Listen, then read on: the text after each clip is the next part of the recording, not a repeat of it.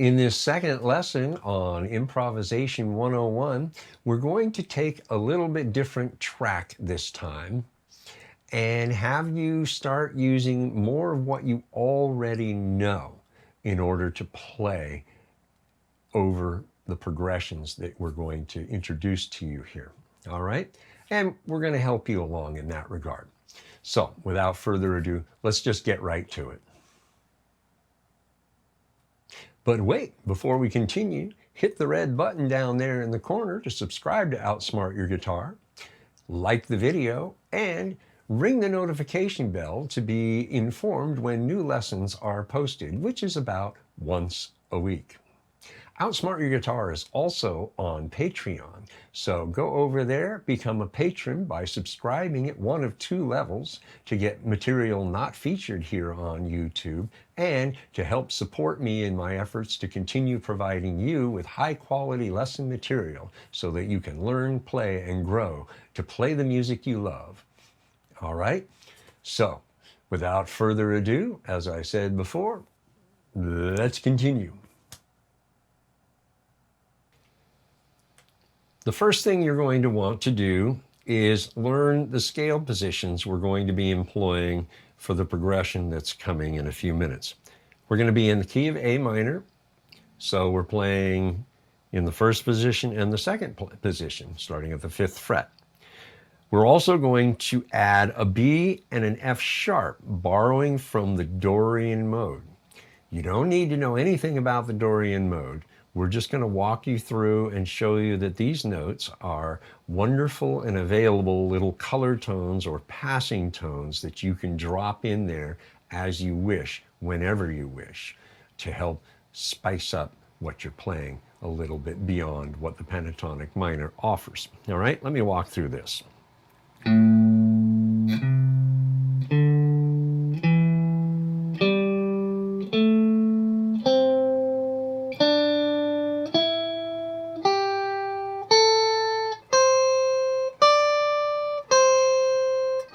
Now here's your first color tone. This is a B at the 7th fret on the 1st string. Here's your second color tone, the F sharp on the 2nd string at the 7th fret. Here's another B at the 9th fret on the 4th string to get you back to the root. So, go ahead and play through this a few times. Pause the video, get yourself comfortable with this. Even though you may have done this a lot, go ahead and just start putting it together. Go ahead and go over this. Maybe those extra notes you're not familiar with, so work them in up and back. Okay? Then when you're ready to continue, press play and we'll keep going. Now, what you want to do is you want to find all your B's and your F sharps. Okay, we know we have a B here at the 7th fret on the 1st string, so we know on the 6th string at the 7th fret we have a B. And we have one here on the 4th fret of the 3rd string,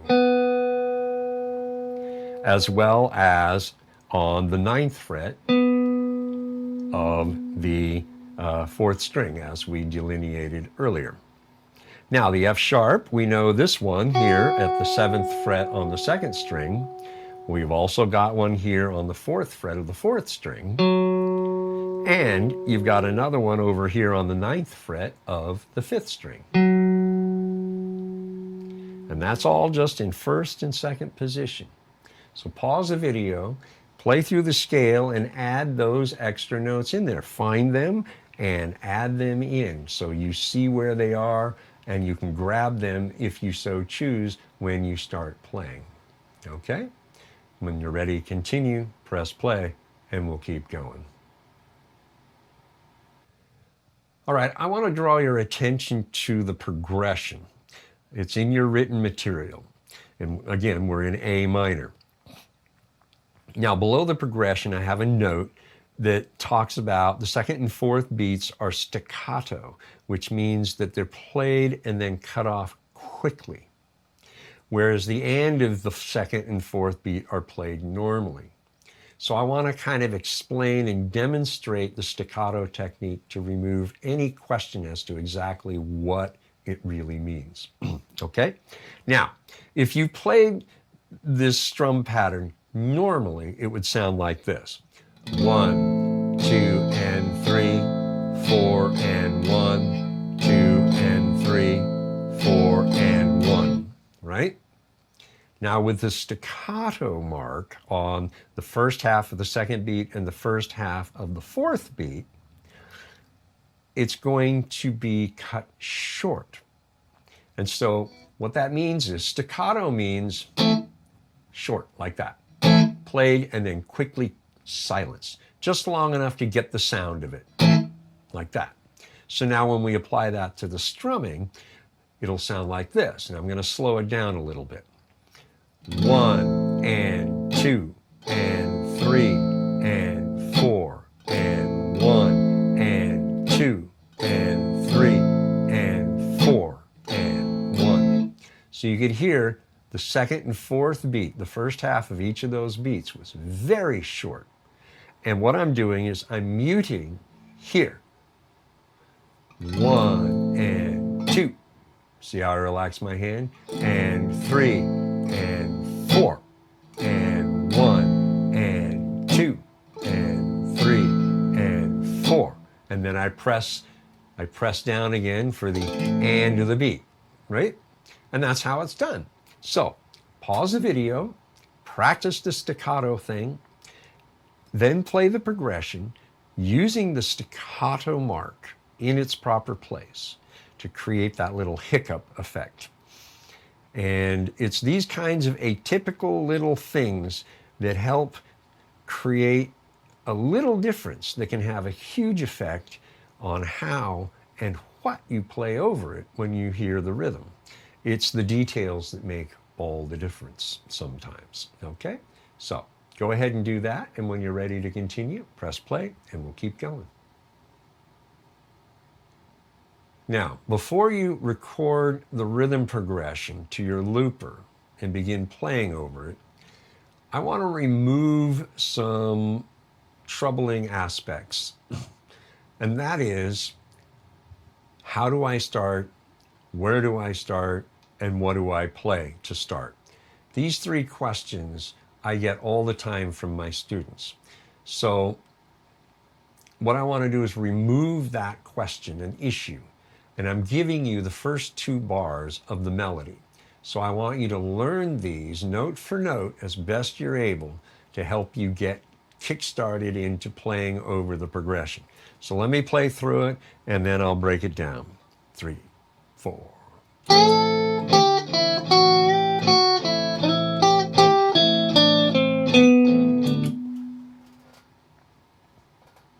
All right, pretty straightforward.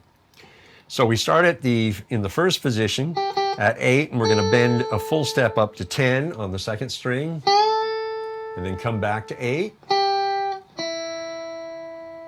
Now we're going to play at the 7th fret on the second string, and that's an F sharp. So that's one of the color tones you've added in, and that's going to be on 3. Then the end of 3, you're going to bend up a half step to play the G, and then come back on 4, and. So from 3, it would be like this. 3, and 4, and. And that's called a controlled bend. 3, and 4, and. Then in the second measure, you're going to slide up to the 9th fret of the 3rd string and into the second position of the scale. 1, and 2, and 3, and 4. Now, from that point forward, just keep playing. Push yourself to just keep going. It doesn't matter how good or bad it sounds. That's not the issue here. The issue is to get you playing. Good, bad, or ugly, right? Okay, so here's what you want to do. Pause the video, rewind and listen to the demonstration and the walkthrough until you fully get it. Then pause the video and learn this note for note to the best of your ability. All right? Then, when you're ready to continue, press play and we'll keep going. All right, you've got the two measures worked out. You've got them smoothed out. Now, bring in the metronome and find out what tempo you're able to play that at, as long as it's not faster than 80 beats a minute. The speed of this full tempo is deliberately slow because I want to create a certain mood. But if you're slower than 80 beats a minute, that's okay too. Just find out what that tempo is, because what you're going to want to do now is record the rhythm progression into your looper at that tempo. All right, so pause the video and go ahead and do that.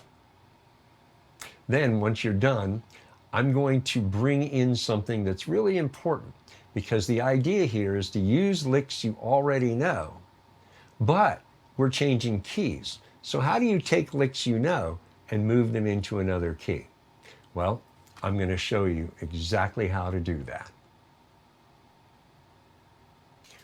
All right, how do you take a lick you know in one key and move it into another key? Well, all right, for example, we're in the key of D. Now, the progression you're going to be playing is in A minor, right? This is the one we're working on right now. So, in D, you know this. Real basic stuff. In its first position, and there's your root. Well, in A, there's your root, right? And you're bending up to the root, there. Right? So you know you're in first position. What's the pattern? Bend, hop, end on the root. So we're bending up to the root here, the root's there, and that's in second position. So here's first position, there's the root in second. And there's the root you end on.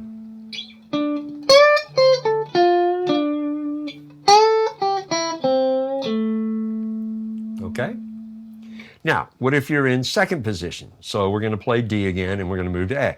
Now, here's another way you can do this if it's really confusing. Real basic. Here's your root, right? You can go one fret at a time.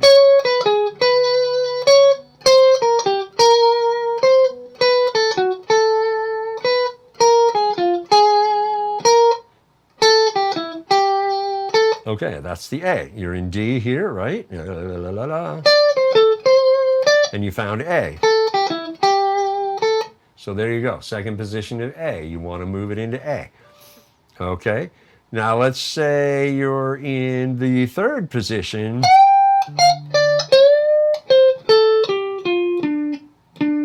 Right? There's a root. There's a root.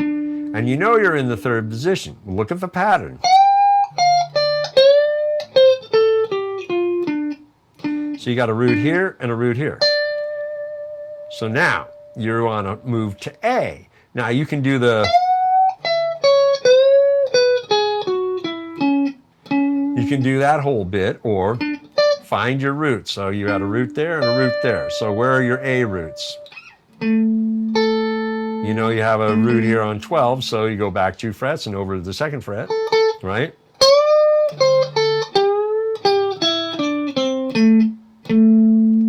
So just play the pattern. Okay? And that's the third position of A from the third position of D, moving it down because you have identifiers. All right? It's really that basic. Okay, now what if you want to move from a lower to a higher key?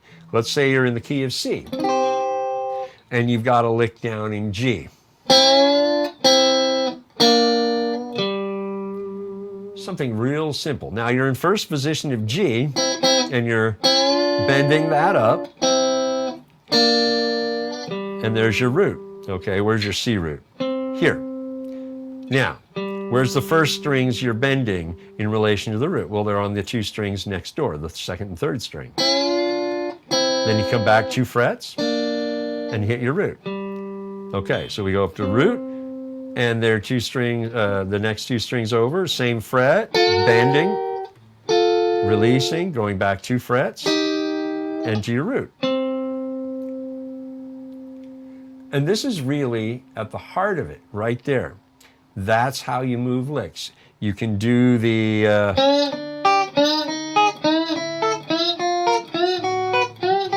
until you're in the key you want to be in, 1 fret at a time. Or you can just plot it out. Right? Okay, there's your root. You're starting 2 strings next door. There's your root. And you just move it up because it's a pattern. And that's the key here. Any lick you play in any key, it's a pattern. So here's, let's say we're in G. I'm going to play the 4th position. Moving down into the 3rd position. There's my root. And there's a root. So you got your roots here. But let's say I want to move it up to C, right? So the 4th position of C, well, there's a G and a G. Where's a G? Where's a C and a C? Up here, or you can move it down here, right? So you've got that whole thing, right?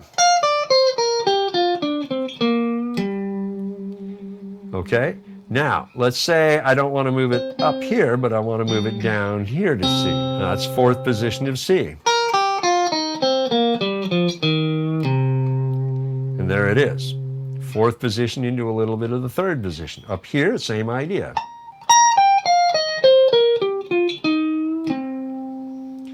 Because you got your C's there.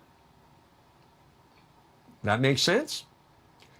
Give it a try. Play something simple and then try to move it to the next location. All right? This is how you move stuff you already know into another key. You use a very basic and straightforward approach that involves roots and establishing that what you're playing is actually a pattern. All right? So if you need to review any of this, go ahead and rewind and do just that, because this is powerful stuff to help you make the licks you're playing movable to any key so that you can use them when you're improvising. You don't have to reinvent the wheel, okay? And then when you're ready to go, press play after reviewing and pausing and giving it a try on your own, and we'll keep going. Okay, what I'm going to do now is I'm going to play the first 2 bars of the melody just as I've given it to you, and then I'm going to play and see what happens. 3, 4.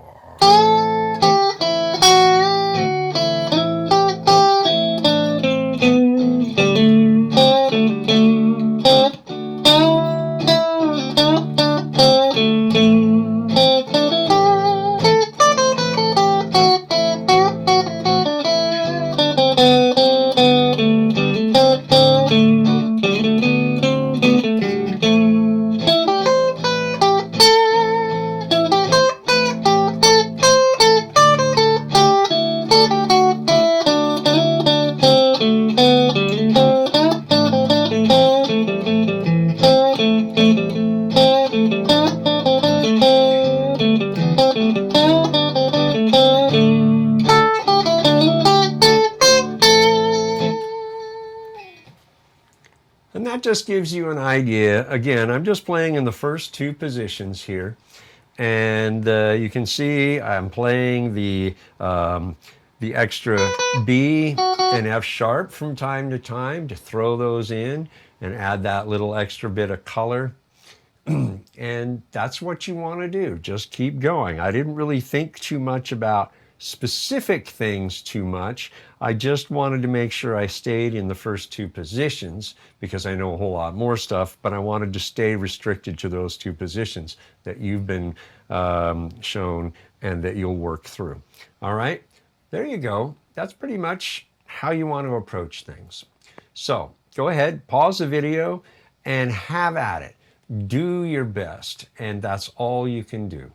Bring in those licks from other tunes that you've been working out, and now you know how to move them into a different key, right? So go ahead and do that as well. And just have a good time. Spend 15, 20 minutes here and just really dig into the potentials that are available here.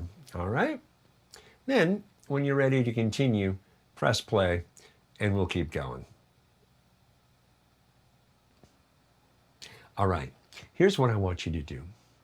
I want you to go back to lesson 1 and look at the diagram that outlined position 3 and 4 of the pentatonic minor scale. Now, when you're playing that, we added in the color notes from the Aeolian mode. So get rid of those extra notes and just play strictly pentatonic minor in the 3rd and 4th position in the key of B. Then, once you're comfortable with that, locate your B roots. Now, I'm going to give you a little help here. A is just 2 frets lower on the fretboard than B. So move position 3 and 4, that whole pattern, down 2 frets into A and play that until you're comfortable, just strictly pentatonic minor. Then what you want to do is find your B's and F sharps because we're borrowing from the Dorian mode in this lesson today. Find your B's and F sharps and insert them into positions 3 and 4, just as you did during lesson 1 when you were borrowing from the Aeolian mode, okay? You're in the key of A, playing the pentatonic minor in positions 3 and 4 exclusively. Now all you want to do is add B's and F sharps apart from the pentatonic minor notes. That's it. This way, what you play will sit well over the progression that you've learned and are playing over today. Now, the next thing you can do is import licks that you learned in solos from other songs. Now, if they include other notes, strip those extra notes out and place just the pentatonic minor aspect of that solo bit that you're bringing in, okay? And then add the B and F sharp where it sounds like it might work, okay? Now, again, you don't have to use the B and the F sharp, but they are there so that you can use them. Now what you have is positions 1, 2, 3, and 4 in the key of A. This is where it gets fun. Play the first 2 measures that we laid out for you to get you started playing the melody over this progression. And then when you hit measure 3, take off and play in positions 1, 2, 3, and 4, up and down. Work your way around. Move between the positions and really work this thing well. And remember, include the B and the F sharp where you think they'll sound good. Again, not because you have to, but because you want to. Those are the 2 color tones that we want to borrow from the Dorian mode to help flesh out and make your soloing a little more interesting. Spend about 20 minutes doing this and really dig into it. Really work it, okay? Then, when you're ready to continue, press play and we'll wrap it up for this lesson. All right, that's going to do it for today because I've given you a lot to play with and a lot to do, in part because I'm helping you understand how to take what you already know, even if it's in another key, and transpose it, that's the term, from that key into the key of A, showing you that the licks that you already know are just patterns, and they have markers like the key tone to help you know, oh, well, if the root is here, I just need to move it down to where the root in the key I want to play it is in the same place with my fingering, and that's really how it works, okay? So you're moving that. Plus, I also had you work the 3rd and 4th position in B, and with the purpose of moving it into the key of A, so that you're now learning to move scale positions into another key as well. It's really straightforward stuff when you sit back and look at it and see it really isn't complicated because it's all pattern based. Once you understand that, moving things around actually becomes very easy. Okay? So, spend time here before jumping into the next lesson. Get yourself really well situated in understanding what you're being asked to do in this lesson and really work it and make it happen. Okay? It's worth every minute you spend because the object here is to get you playing stuff, taking licks you know, moving them into this key, And then, of course, what you can do is alter them, as we did in the last lesson. We had you alter a melody a little bit. Go ahead and do that as well. All right? And when you're ready for the next lesson, you bet I'm going to be there. Absolutely. And we'll see you then. Okay?